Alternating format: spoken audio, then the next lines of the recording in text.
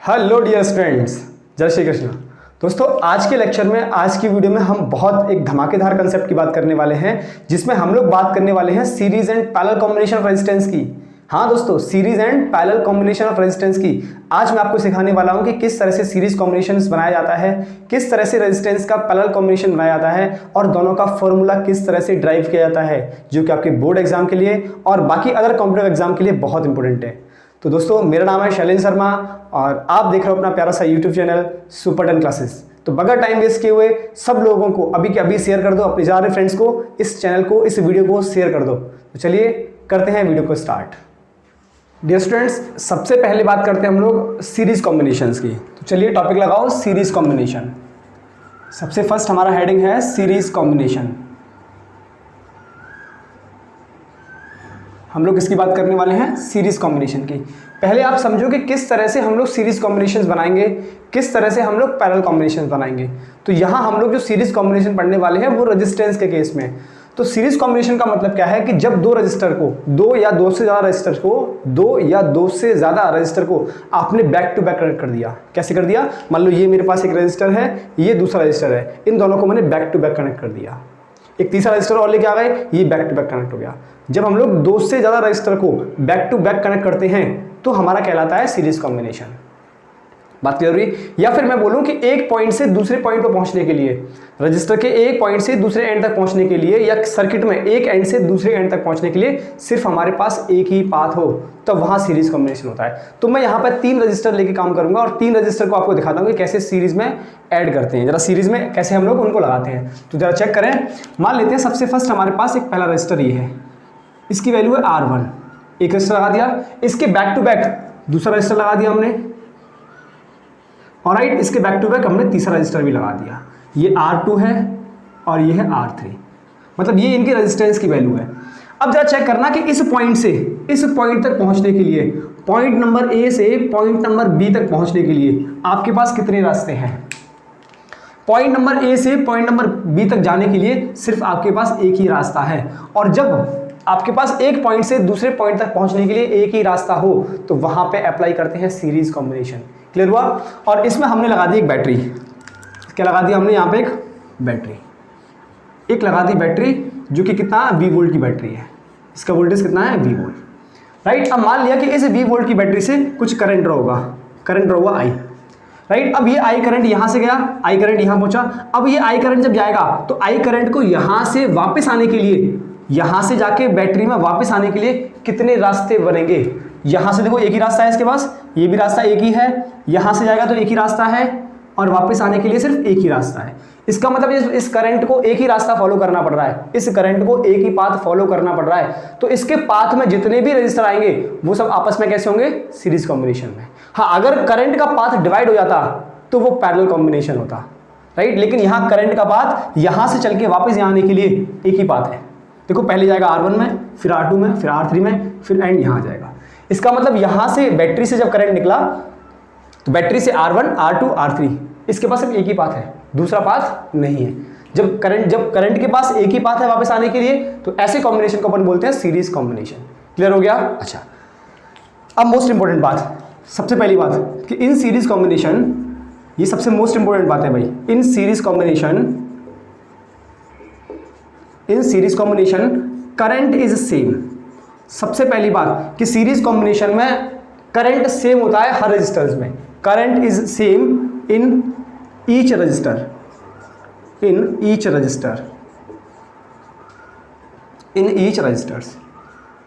हर register में current same है series connections में। बात समझ आई? अच्छा, लेकिन यहां से जो पोटेंशियल था, यहां का जो पोटेंशियल था वो पोटेंशियल सीरीज कॉम्बिनेशन में डिवाइड होता है। मतलब पोटेंशियल इज डिवाइड। और ये होता कितना है? मान लेते हैं कि इसका पोटेंशियल होगा V1, इसमें पोटेंशियल होगा V2 और इसमें पोटेंशियल होगा V3। राइट, तो पोटेंशियल कितना होगा? V is equal to V1 plus V2 plus V3। This is the net potential which is equal to the sum of individually potential, which is this is the net potential which is equal to the sum of individually potential V1, V2 और V3। Right, अब बात करते हैं according to Ohm's law. जरा check करना Ohm's law को क्या कहता है। अकॉर्डिंग टू ओम्स लॉ, आपको पता ही है ओम्स लॉ, तो अकॉर्डिंग टू ओम्स लॉ हमारे पास फॉर्मूला होता है V is equal to I into R. अगर इसी को मैं इस वाले टर्म्स के लिए बनाऊं तो यहाँ क्या बनेगा, I तो सेम है, I तो भाई कितना है, यहाँ भी I है, करंट यहाँ भी I है, हर तरफ करंट कितना है I। इसका मतलब इस वाले के लिए अगर मैं ओम्स लॉ लगाऊं, फर्स्ट वाले रजिस्टर के लिए ओम्स लॉ लगाऊं तो कितना बन जाएगा, V1 is equal to I into R1। दूसरे वाले के लिए क्या बनेगा, V2 is equal to I into R2, और तीसरे वाले के लिए क्या बनेगा, V3 is equal to I into R3। अब इन सबकी वैल्यू को उठा के हम लोग इक्वेशन नंबर फर्स्ट में रखेंगे, इन सबकी वैल्यू को उठा के कहाँ रखेंगे, इक्वेशन नंबर फर्स्ट में। जरा चेक करना, फ्रॉम इक्वेशन नंबर फर्स्ट क्या बन जाएगा, आई आर वी की जगह पे कितना रखा, आई आर, V1 की जगह पे कितना रखोगे, IR1 is equal to IR1, V2 की जगह कितना प्लेस करना है, IR2, V3 की जगह कितना प्लेस करना है, IR3, IR3। क्लियर हुआ, यहां से बना I is equal to IR is equal to I यहां भी है, I यहां भी है, I यहां भी है, हमने तीनों से I को ले लिया कॉमन, ये I आ गया कॉमन, कितना आ गया R1 R2 और ये आ गया R3। देखो I से I कैंसिल आउट हो गया, so this is R equivalent is equal to R1 R2 and R3 and this is a formula in series combinations. When 3 resistors are connected in series combination, then use this formula। अगर हम लोग 4 register लेते या 5 register लेते तो इसमें add करते जाते। इसका मतलब सीरीज कॉम्बिनेशन में जो हमारे पास इक्विवेलेंट रेजिस्टेंस आया है, जो सीरीज कॉम्बिनेशन का इस सर्किट का टोटल रेजिस्टेंस आया है, it is the sum of individually resistor, it is the sum of individually resistor. इसका मतलब अगर हम लोग सीरीज में कनेक्ट करते हैं रजिस्टर को तो हमें मैक्सिमम रजिस्टर मिलता है। मैक्सिमम कैसा मिलेगा यहाँ पे, मैक्सिमम। अगर आपसे पूछा जाए कि मैक्सिमम रेजिस्टेंस हमें कब मिलेगा, जब हम लोग रेजिस्टेंस को सीरीज में कनेक्ट करेंगे, तब हमें कैसा मिलेगा, मैक्सिमम। इतनी बात क्लियर होती है। एक और बात, मोस्ट इंपोर्टेंट बात है यहाँ से, मोस्ट इंपोर्टेंट बात यह है कि जो हमें इक्विवेलेंट रेजिस्टेंस मिलने वाला है, R equivalent, it is the largest resistance. ये इन तीनों में से जो बड़ा रेजिस्टेंस होगा उससे भी बड़ा मिलेगा। It is the larger than the largest resistance. मैं लिख देता हूं, R equivalent is larger than largest resistance, larger than largest resistance। इन तीनों में से जो बड़ा होगा उससे भी बड़ा मिलने वाला है अपन को आर इक्विवेलेंट। बात क्लियर हुई, इतना नोट करें, फिर आते हैं पैरेलल कॉम्बिनेशन पे। इतना हो गया गाइस। अब देखिए, अब चलते हैं रेजिस्टेंस के। अगर मान लेते हैं अपन कि हमने n रजिस्टर को, कितने रजिस्टर्स को, n रजिस्टर को सीरीज में कनेक्ट कर दिया, तब उसका इक्विवेलेंट रेजिस्टेंस कितना होगा, जरा चेक करना। मैं यहाँ लिखने वाला हूं, हमने लिखा if suppose that if n registers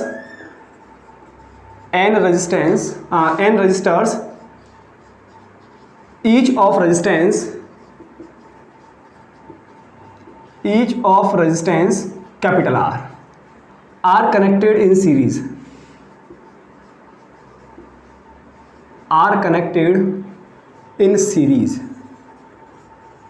then equivalent resistance,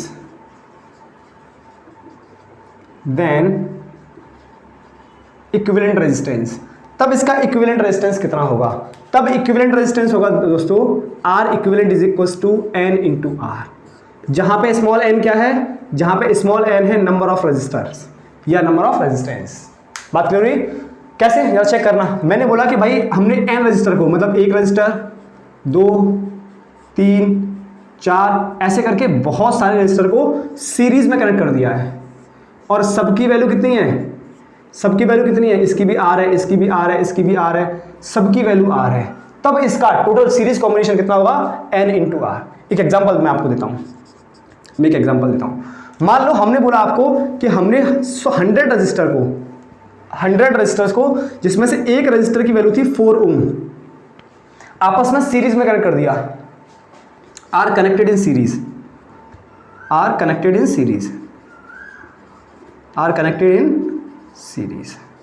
ये सीरीज कॉम्बिनेशन है, राइट। तब इनका आर इक्विवेलेंट कितना होगा, तब R equivalent is equal to N into R. इसका मतलब R equivalent is equal to 100 into R, that is 4।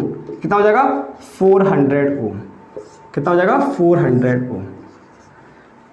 Clear हो गया नहीं हुआ? जिसको नहीं आया हो भाई अभी तक समझ में, वो कमेंट बॉक्स में जरूर कमेंट करना। चलिए इसको इतना नोट करो, फिर आते हैं अपन पैरेलल कॉम्बिनेशन पे। इतना नोट कर लो पहले स्टूडेंट्स, इतना तो आपने नोट कर लिया होगा। अब आते हैं पैरेलल कॉम्बिनेशन में, है ना। अब बात करते हैं पैरेलल कॉम्बिनेशन की।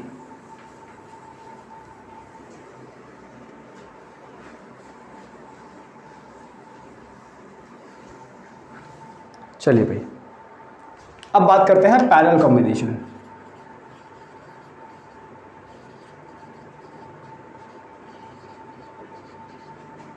पैरेलल कॉम्बिनेशन जरा चेक करना भाई, मैंने आपको बोला था अभी कि सीरीज कॉम्बिनेशन जब होता है जब दो रजिस्टर या दो से ज्यादा रजिस्टर को इस तरह से कनेक्ट करते हैं कि उनमें जाने वाला करंट के पास सिर्फ एक ही पाथ हो, जाने वाले करंट के पास में एक ही पाथ हो। लेकिन पैरेलल कनेक्शन में क्या है, हम दो रजिस्टर को इस तरह से या दो से ज्यादा रजिस्टर को इस तरह से कनेक्ट करते हैं कि उनके पास मतलब उनके जो करंट है उस सर्किट में जो करंट फ्लो हो रहा है उस करंट के पास जाने के लिए डिफरेंट पाथ हो। एक पॉइंट से दूसरे पॉइंट तक, एक पॉइंट से दूसरे पॉइंट तक पहुंचने के लिए डिफरेंट पाथ हो, अलग अलग रास्ते हों करंट के पास, तो उस तरह के कॉम्बिनेशन को अपन पैरेलल कॉम्बिनेशन कहते हैं। जरा एग्जांपल से चेक करना, मैं आपको डायग्राम बना के दिखाता हूं, जरा चेक करना भाई। हमने एक रजिस्टर यहां लगा दिया, एक रजिस्टर यहां लगा रखा है, राइट, और एक रजिस्टर को हमने यहां पे लगा दिया।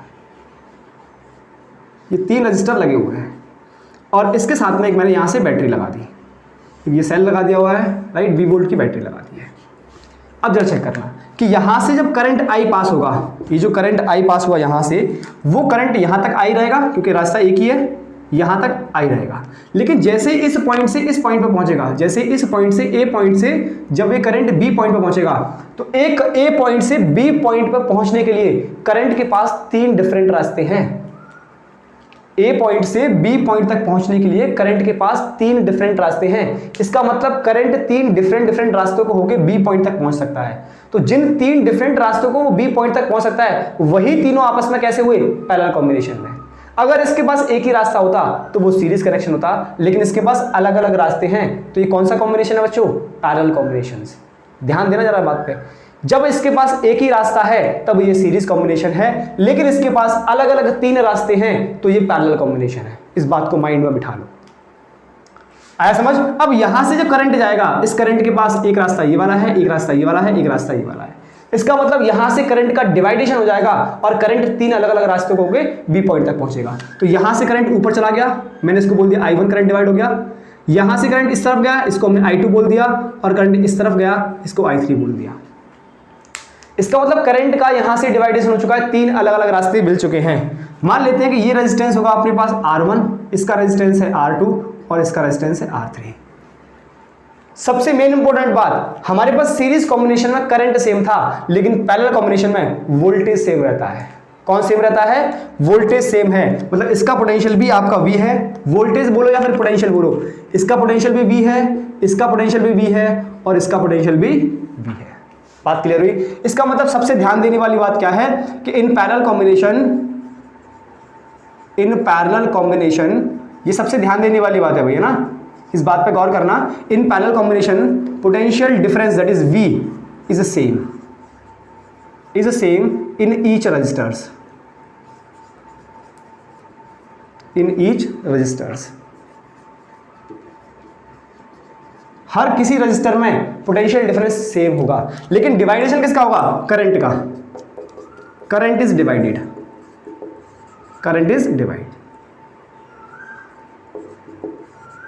और करंट का डिवाइडेशन कितना हो जाएगा, ये करंट टूट चुका है तीन अलग अलग रास्तों में। इसका मतलब करंट का डिवाइडेशन क्या हुआ, I is equal to I1 plus I2 plus I3। तीन अलग अलग रास्तों में करंट का डिवाइडेशन हो चुका है, करंट टूट चुका है। इसका मतलब इसको हमने बना दिया इक्वेशन नंबर फर्स्ट। फिर से according to Ohm's law, again according to Ohm's law के अकॉर्डिंग अगर हम करंट की वैल्यू निकालें तो हमारे पास क्या होता है, V is equal to I R. So यहां से अपन बोल सकते हैं I is equal to V upon R बोल सकते हैं। तो ऐसे यहां से मैं I1 को क्या लिख पाऊंगा, I1 is equal to V तो सेम है और यहां कितना है R1 ऐसे ही अगर मुझे लिखना है तो I2 कितना हो जाएगा, I2 is equal to V upon R2। Same ऐसे ही मैं I3 को लिखूं तो कितना हो जाएगा, V अपॉन R3। अब I1, I2 और I3 और I इन सब की वैल्यू को उठा के इक्वेशन नंबर फर्स्ट में पुट करो। इन सब की वैल्यू को उठा के इक्वेशन नंबर फर्स्ट में पुट करो from equation number first, right. कितना बन जाएगा, हमें I की जगह कितना पुट करना है, V upon R। So I की जगह रखो V upon R is equal to I1 की जगह पे कितना प्लेस करोगे आप, V upon R1। So put it here V upon R1 plus I2 की जगह पे कितना प्लेस करोगे, it is V upon R2। So put it here V upon R2 plus it is V upon R3। Got it. अब यहां से हमने क्या किया, ये था V upon R is equal to, यहां से V कॉमन ले लिया, अंदर में क्या बचा 1 upon R1 plus 1 upon R2 plus 1 upon R3। Got it. अब जो कैंसल आउट देखो, V और V सेम था, कैंसल आउट। सो यहां से हमारे पास बन गया 1 अपॉन R इक्विवेलेंट, मतलब इस सर्किट का टोटल रेजिस्टेंस किससे बराबर आ गया, it is 1 upon R1 plus 1 upon R2 plus 1 upon R3। 1 upon R1, 1 upon R2, 1 upon R3।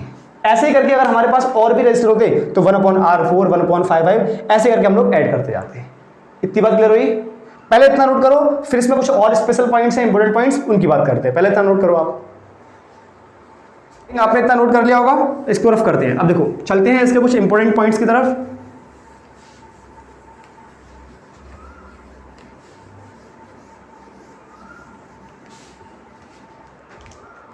तो डियर स्टूडेंट्स, हमारे पास जो पैरेलल कॉम्बिनेशन का फॉर्मूला आ गया वो क्या आ गया, 1 upon R equivalent is equal to 1 upon R1 plus 1 upon R2 और प्लस 1 अपॉन R3, राइट। ये हमारे पास पैरेलल कॉम्बिनेशन का फॉर्मूला आ चुका है। अच्छा यहां बात एक समझना, जैसे मैंने आपको बोला था कि जो सीरीज कॉम्बिनेशन था, उस सीरीज कॉम्बिनेशन में हम लोग रेजिस्टेंस को जब ऐड करते हैं तो हमें मैक्सिमम रेजिस्टेंस मिलता है। ऐसे ही अगर हम लोग रजिस्टर को पैरेलल कॉम्बिनेशन में ऐड करते हैं तो यहां पे हमें मिनिमम रेजिस्टेंस मिलता है। क्या मिलता है, it is in minimum resistance. तो अगर आपको कभी क्वेश्चन में बोलता है कि हम लोग रजिस्टर को ऐसे ऐड करें कि वो मिनिमम आ जाए, तो मिनिमम कब आएगा, जब उनको आप पैरेलल कॉम्बिनेशन में ऐड करोगे। कब आएगा मिनिमम, पैरेलल कॉम्बिनेशन में ऐड करोगे। अब एक और बात, जैसे मैंने आपको सीरीज कनेक्शन में बोला था कि जो उसका R इक्विवेलेंट था वो लार्जर का भी लार्जर था, मतलब सबसे बड़े वाले का भी बड़ा था, वो लार्जेस्ट का भी लार्जर था। लेकिन यहां पे अगर मैं बात करूं तो यहां पे जो हमें मिलता है equivalent resistance, it is the smaller than the smallest resistance. तो यहां पे जो R इक्विवेलेंट मिलेगा, ये कैसा मिलने वाला है, it is the smaller than smallest resistance, smaller than smallest resistance. मतलब यहां छोटे से भी छोटा मिलेगा, it is the smaller than the smallest resistance, छोटे से भी छोटा मिलेगा। क्लियर हो गया। चलिए अब देखो एक और इंपॉर्टेंट बात, जैसे मैंने बोला कि if n registers each of resistance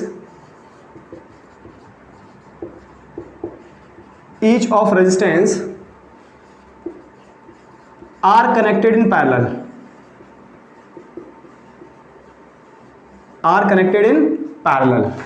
then each resistance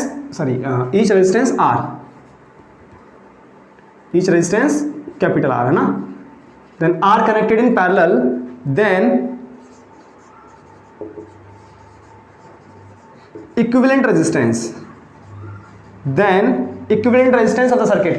तब जैसे हमने सीरीज कॉम्बिनेशन में किया था कि हमने n रजिस्टर लिए थे, सबको सीरीज में कनेक्ट किया, तब हमें कितना फॉर्मूला मिला था उसका, R equivalent is equal to n into R। ऐसे ही यहां पे जो मिलेगा वो मिलने वाला है R equivalent is equal to that is R by n। कितना मिलेगा, R equivalent is equal to R by n। बात क्लियर हुई। अच्छा बच्चों, अब हमारे पास ये फॉर्मूला आया, जरा चेक करना, इस फॉर्मूले को मैं कन्वर्ट करता हूं फॉर टू रजिस्टर्स। मैं इस फॉर्मूले को लिखता हूं फॉर टू रजिस्टर्स। अगर हमारे पास दो रजिस्टर्स हैं और वो दोनों रजिस्टर अगर आपस में पैरेलल में लगे हुए हैं, तब इसके लिए क्या फॉर्मूला होगा, तो होगा 1 upon R equivalent is equal to 1 upon R1 plus 1 upon R2। ये तो हमारे पास स्टैंडर्ड फॉर्मूला है, लेकिन इस फॉर्मूले को थोड़ा सा सिंप्लीफाई करके भी अपन लिख सकते हैं। जरा चेक करना मैं सिंप्लीफाई कैसे कर रहा हूं। मैंने क्या किया, यहां से ये तो 1 अपॉन R इक्विवेलेंट है, हमने इन दोनों का ले लिया एलसीएम, हम इस फॉर्मूले को कुछ नहीं, बस सिंप्लीफाई कर रहे हैं। हम इस फॉर्मूले को सिंप्लीफाई कर रहे हैं, कोई नया फॉर्मूला नहीं बना रहे, सिंप्लीफाई कर रहे हैं। एलसीएम लिया R1 R2, तो यहाँ इधर जाएगा, ये इधर जाएगा, मतलब ये हो जाएगा R2 प्लस के R1। तो जरा चेक करना, यहाँ से क्या मैं ऐसे लिख सकता हूँ 1/R equivalent is equal to, ये तो R1 R2 हो गया, R1 प्लस R2, भाई ये भी प्लस का है, ये भी प्लस का है, किसी को पहले लिखो, divide by R1 into R2। तो यहाँ से इसको भी उल्टा कर दो, इसको भी उल्टा कर दो, तो ये बन जाएगा R equivalent is equal to R1 R2 upon R1 plus R2। So R equivalent is equal to R1 R2 upon R1 plus R2। ये फॉर्मूला डायरेक्टली हम यूज कर सकते हैं फॉर 2 रजिस्टर्स। किसके लिए? For 2 register. बच्चों क्लियर हुआ? आप इतना नोट करें। आपको वीडियो कैसा लगा?